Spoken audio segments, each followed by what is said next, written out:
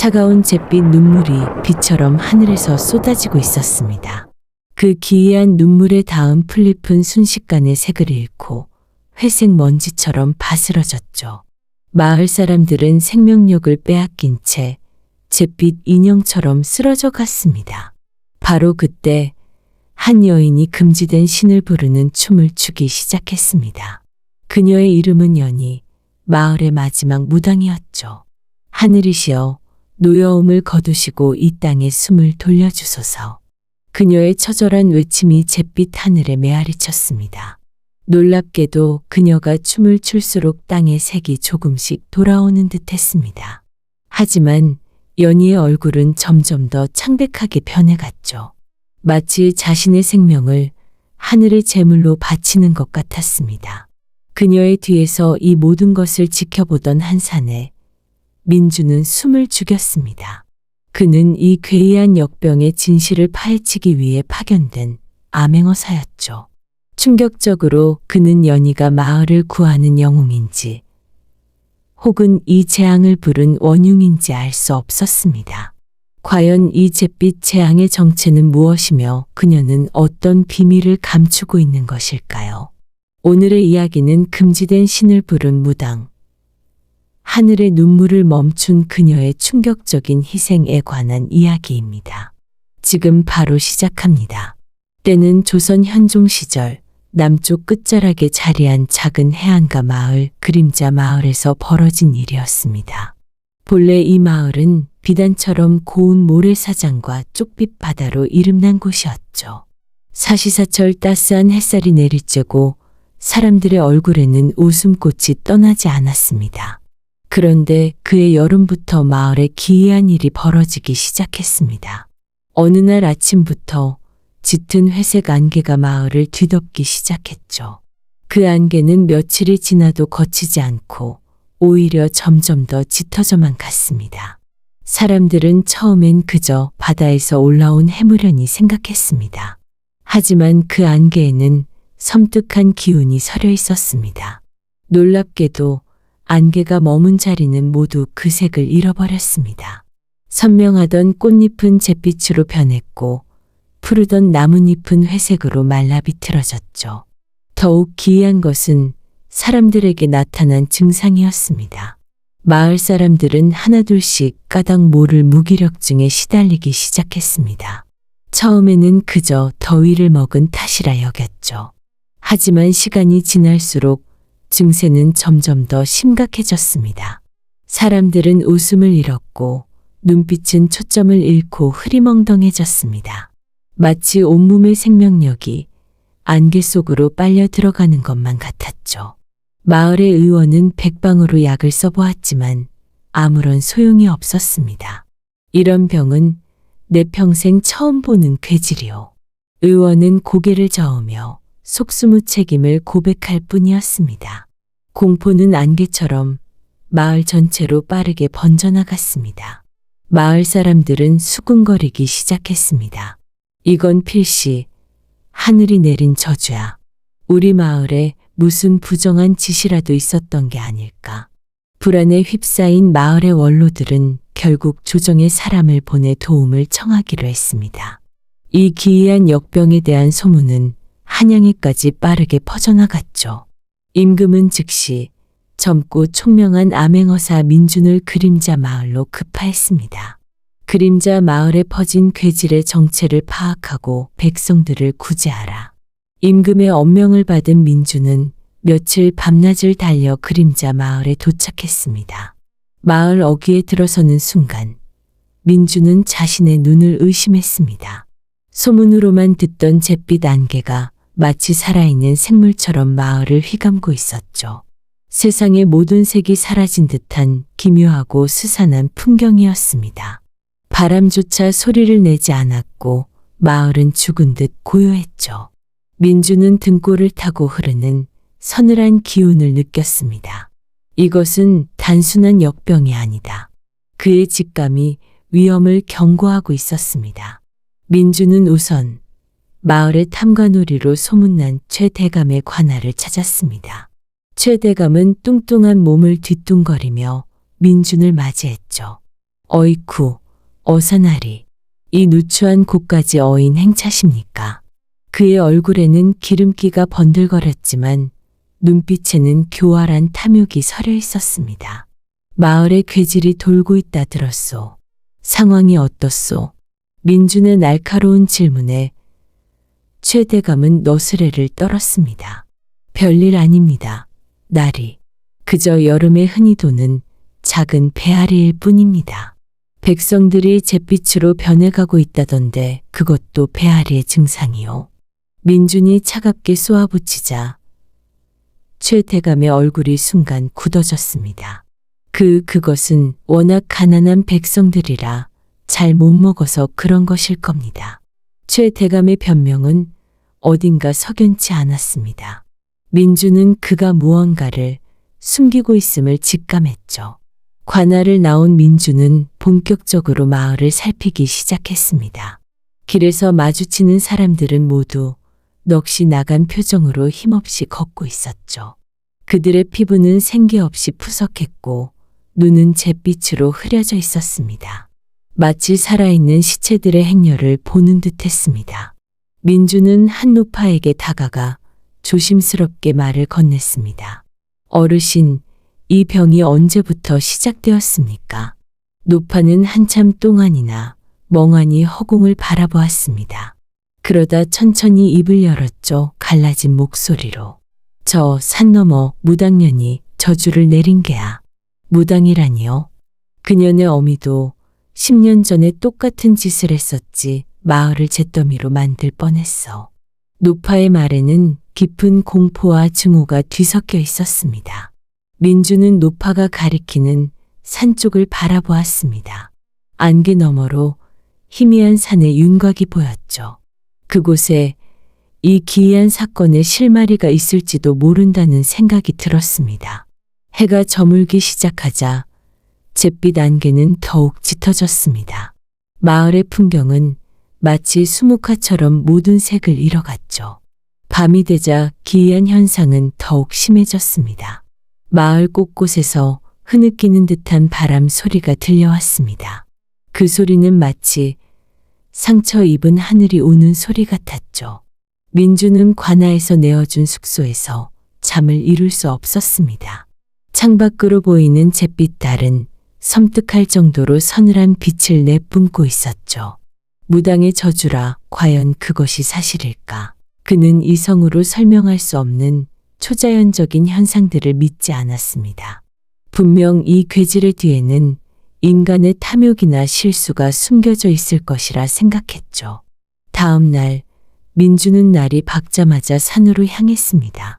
노파가 말한 무당을 직접 만나봐야겠다고 결심한 것이었죠. 산으로 오르는 길은 험하고 스산했습니다. 잿빛 안개는 산속을 더욱 음산하게 만들었고 어디선가 까마귀 우는 소리가 섬뜩하게 들려왔습니다. 한참을 올랐을까 민주는 숲속 깊은 곳에서 작은 초가집 한 채를 발견했습니다. 집 주변에는 기이한 문양이 새겨진 솥대들이 세워져 있었죠.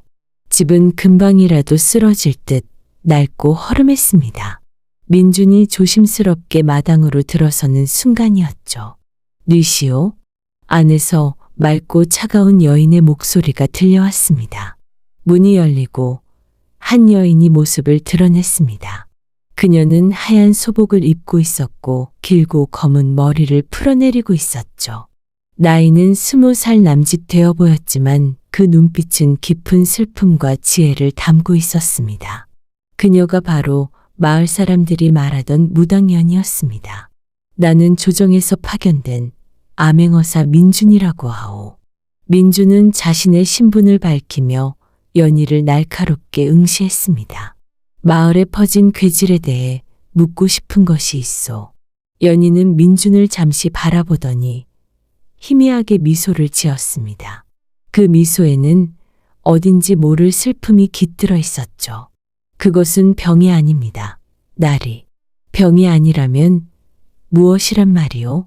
하늘이 흘리는 눈물입니다. 연희의 대답은 황당무계하기 짝이 없었습니다.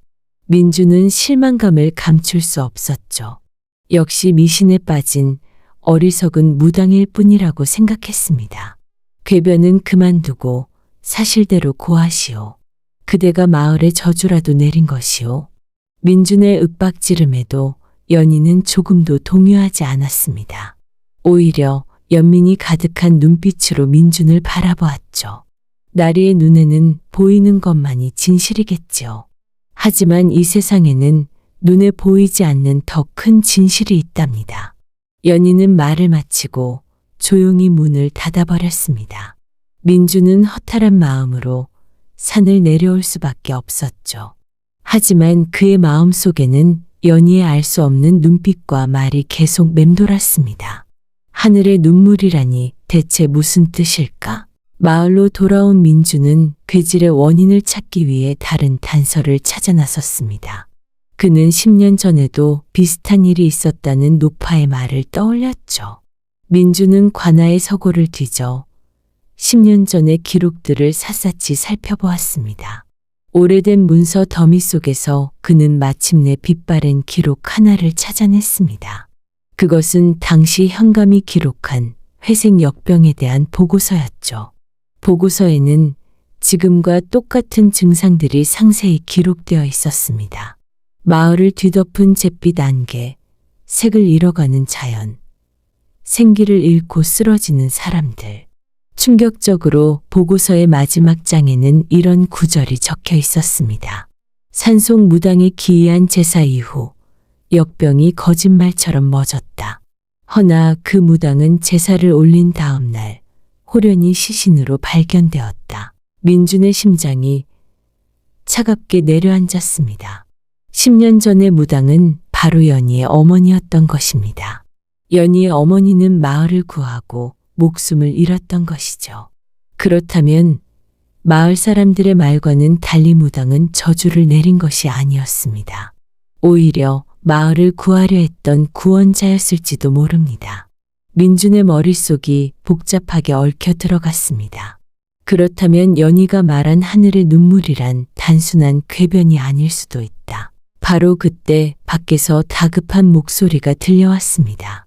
어사나리, 큰일 났습니다. 최 대감께서. 민준이 급히 밖으로 나가보니 관아의 아전 하나가 새파랗게 질린 얼굴로 서 있었습니다.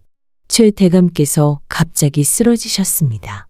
몸이 잿빛으로 변하고 있습니다. 민준은 곧장 최 대감의 처소로 달려갔습니다. 방 안에는 최 대감이 이불 위에 쓰러져 있었습니다. 그의 살찐 몸은 생기를 잃고 회색으로 변해가고 있었죠. 숨소리마저 금방이라도 끊어질 듯 미약했습니다. 대체 어찌 된 일이냐. 며칠 전부터 기력이 없다고 하시더니 오늘 아침 갑자기 절이 되셨습니다. 민준은 최 대감의 주변을 살피다가 그의 손에 무언가가 쥐어져 있는 것을 발견했습니다. 그것은 오래된 고서의 한 페이지처럼 보이는 종이 조각이었습니다. 종이에는 알아보기 힘든 고대 문자와 함께 기이한 그림이 그려져 있었죠. 마치 하늘의 제사를 지내는 의식을 묘사한 듯 했습니다. 민준은 그 종이 조각을 보는 순간 섬광처럼 한 가지 사실을 깨달았습니다. 최 대감이 무언가 금지된 일을 벌였다. 그는 아전에게 물었습니다. 최 대감께서 최근 몰래 무언가를 하는 것을 본 적이 있느냐? 아전은 잠시 망설이더니 떨리는 목소리로 입을 열었습니다. 며칠 전 밤에 대감께서 뒷산의 오래된 제단으로 향하는 것을 보았습니다. 제단이라니? 마을의 풍요를 기원하던 옛 제단입니다. 지금은 아무도 찾지 않는 폐허가 되었지요. 민준의 머릿속에서 흩어져 있던 조각들이 하나로 맞춰지기 시작했습니다. 최 대감은 자신의 탐욕을 채우기 위해 금지된 제사를 올리려 했던 것입니다. 아마도 그는 고대의 주술을 이용해 부와 권력을 얻으려 했을 테죠. 하지만 어설픈 주술은 오히려 하늘의 균형을 깨뜨리는 결과를 낳았습니다. 연희가 말한 하늘의 눈물, 즉 잿빛 재앙을 불러온 원흉은 바로 최 대감이었던 것입니다. 더욱 놀라운 건 최 대감의 병세가 다른 마을 사람들보다 훨씬 빠르게 악화되고 있다는 점이었습니다. 마치 재앙을 부른 대가를 온몸으로 치르고 있는 듯했죠. 민주는 시간이 없음을 직감했습니다. 이 잿빛 재앙을 멈출 수 있는 사람은 이제 단 한 명뿐이었습니다. 바로 산속의 무당 연희였죠. 민주는 다시 연희의 초가집으로 말을 달렸습니다. 이번에는 그의 마음에 의심 대신 절박함이 가득 차 있었죠. 민준이 초가집에 도착했을 때 연희는 마루에 앉아 잿빛으로 물든 하늘을 가만히 바라보고 있었습니다. 마치 모든 것을 예견하고 있었다는 듯한 평온한 표정이었죠. 와주셨군요, 나리. 부탁이 있소. 마을을 백성들을 구해주시오. 민주는 처음으로 그녀 앞에서 고개를 숙였습니다. 연희는 슬픈 눈으로 민준을 바라보며 조용히 입을 열었습니다. 이 모든 것은 인간의 과한 욕심이 부른 재앙입니다. 하늘과 땅의 조화를 깨뜨린 자는 그 대가를 치러야만 하지요. 연희는 자리에서 일어나 집안에서 낡은 목함 하나를 꺼내왔습니다. 목함 안에는 그녀의 어머니가 남긴 유품들이 들어있었죠. 그 중에는 10년 전 회색 역병에 대한 보고서에 그려져 있던 것과 똑같은 제사 그림이 있었습니다. 우리 무당의 혈통은 본래 신에게 소원을 비는 자들이 아니었습니다. 연희의 목소리가 나지막이 울렸습니다. 우리는 상처 입은 하늘을 치유하는 하늘의 의원이었죠. 하늘의 의원. 네. 인간의 탐욕이나 증오가 하늘에 상처를 입히면 그 틈으로 슬픔이 잿빛 눈물이 되어 흘러내립니다. 그것이 바로 마을을 뒤덮은 괴질의 정체입니다. 민주는 숨을 죽인 채 그녀의 이야기에 귀를 기울였습니다. 믿기 어려운 이야기였지만 지금 눈앞에서 벌어지는 재앙을 설명할 유일한 방법이었죠. 하늘의 상처를 꿰매기 위해서는 특별한 의식이 필요합니다. 그리고 그 의식에는 재물이 필요하지요. 재물이라니 그게 대체 무엇이요? 연희는 민준의 눈을 똑바로 바라보았습니다. 그녀의 눈동자가 촛불처럼 흔들리고 있었죠. 의식을 행하는 무당의 가장 순수한 생명력입니다. 그 순간 민주는 모든 것을 이해했습니다. 10년 전 연희의 어머니가 목숨을 잃은 이유를 말이죠. 그녀는 자신의 생명을 바쳐 하늘의 상처를 꿰매고 마을을 구했던 것입니다. 안 돼요. 그럴 수는 없소. 다른 방법은 없단 말이오. 민주는 자신도 모르게 소리치고 있었습니다. 그녀를 사지로 몰아넣을 수는 없었습니다.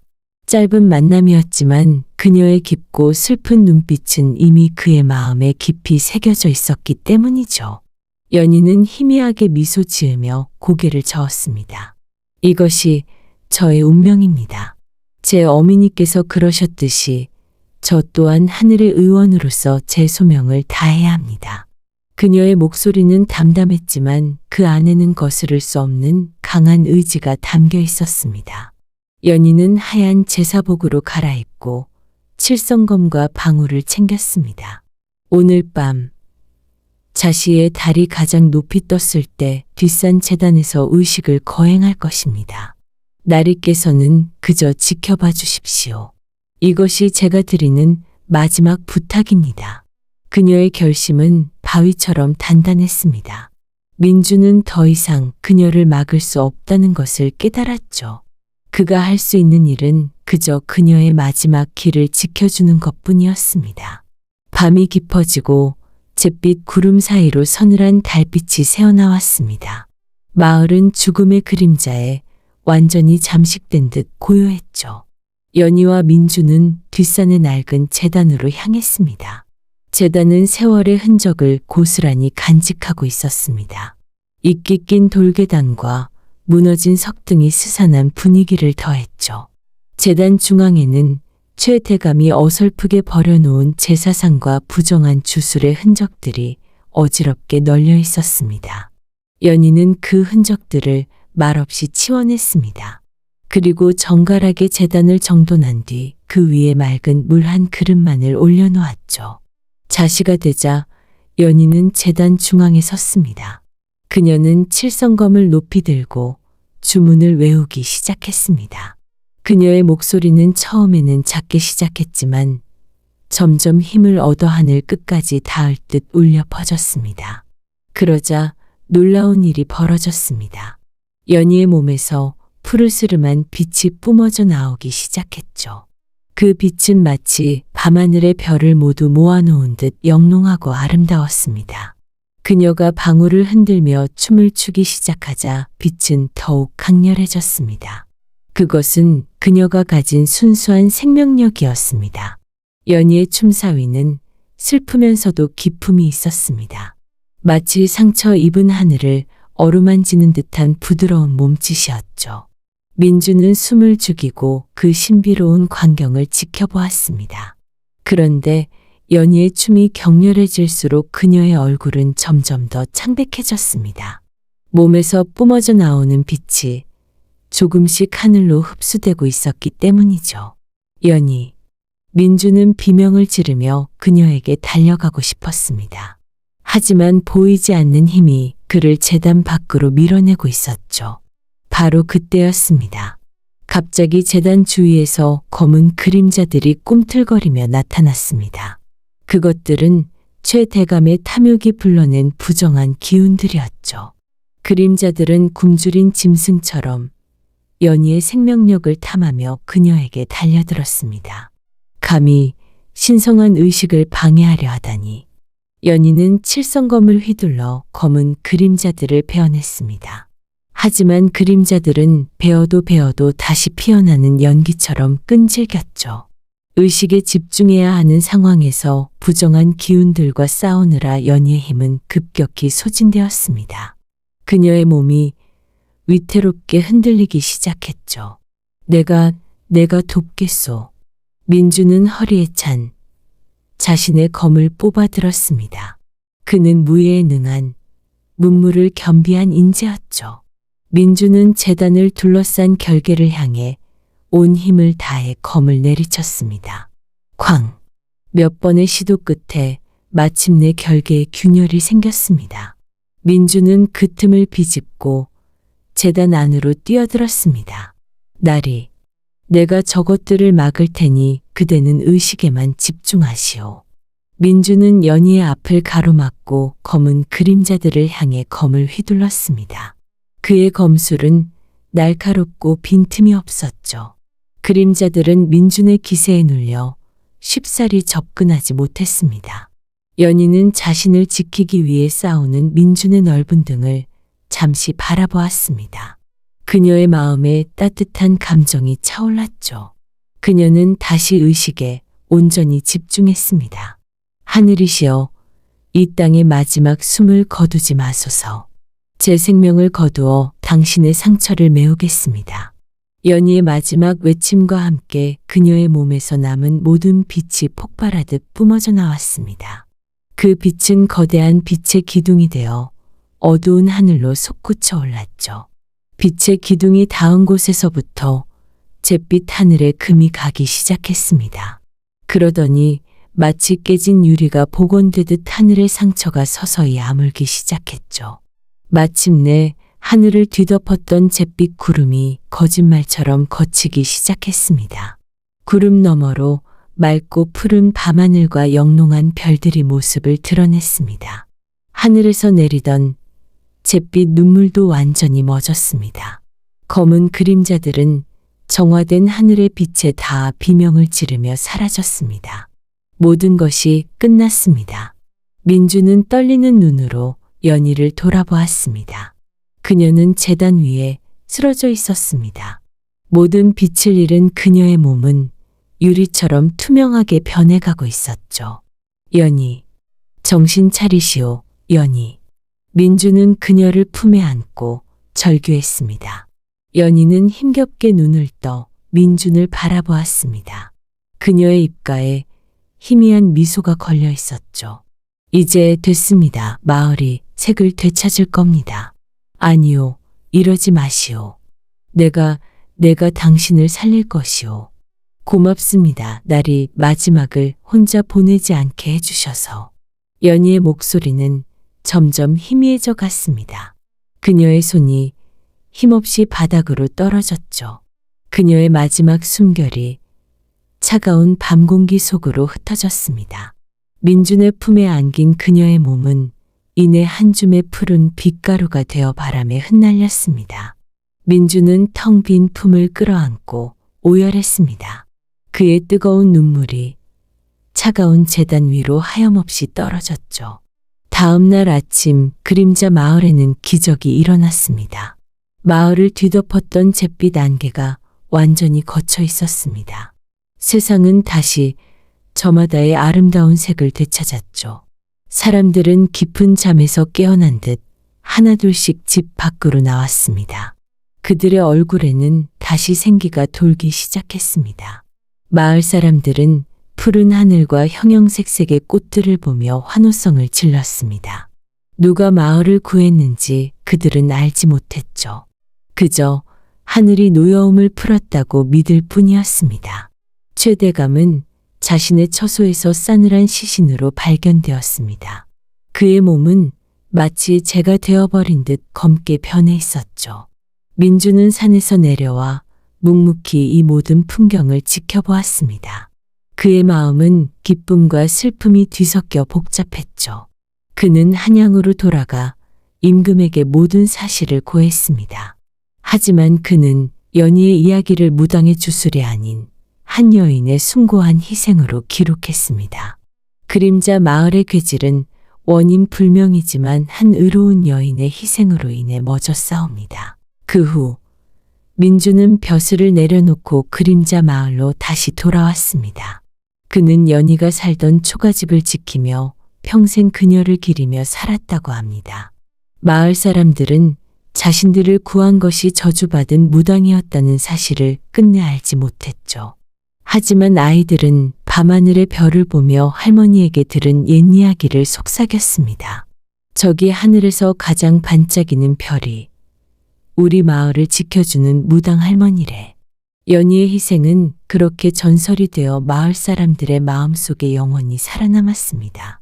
그리고 그날의 비밀은 오직 민준의 가슴 속에만 묻힌 채 세월 속으로 흘러갔습니다. 오늘 이야기 어떠셨나요? 지금 어디에서 듣고 계신가요? 댓글로 소통해 주시면 그곳으로 뜻밖의 행운을 가져다 드릴게요. 구독과 좋아요 눌러주시면 더 재미있고 감동적인 이야기를 빠르게 들으실 수 있습니다.